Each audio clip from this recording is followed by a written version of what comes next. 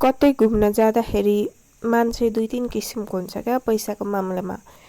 पहिलो हुन्छ चुइयाँ, लास्टै चुइयाँ, भरसक आफ्नो पैसा गोजीबाट निकाल्नै नखोज्ने, टाढा टाढा भाग्ने होइन। अनि अर्को हुन्छ जोसमा होस घुमाउने, उसँग कति पैसा छ मतलब नगर्ने, बाल मतलब सबै उडाउने, भएभरको अझ ऋण लगाई उडाइदिने होइन। अनि अर्को हुन्छ हिसाब गर्ने, सबै टोटल हिसाब गर्ने अनि डिभाइड गरेर आफ्नो भागमा कति पर्छ त्यो खर्च गर्ने क्या, धेरै पनि नपरोस् थोरै पनि नपरोस् भन्ने खालको। अनि अर्को हुन्छ पैसा चाहिँ धेरै नबोक्ने होइन, तर मेरो हिसाबै मिलेन, मेरो यति खर्च भयो भनेर गनगन गरेको गरे गर्ने क्या, घुमुन्जेल पनि घुमेर आइसकेपछि पनि।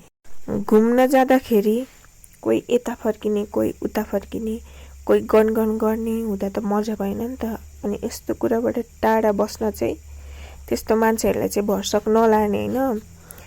अब केही कथा परिगयो भने पनि सुरुमा खत्रै अर्जाप्ने क्या तिनीहरूलाई, यस्तो गरिस् भने तँले बाटोमै दरो भेट्छस् भनेर होइन। अनि डराउँछ क्या, अनि गर्दैन क्या त्यस्तो, गनगन पनि गर्दैन, चुइयाँ पनि हुँदैन।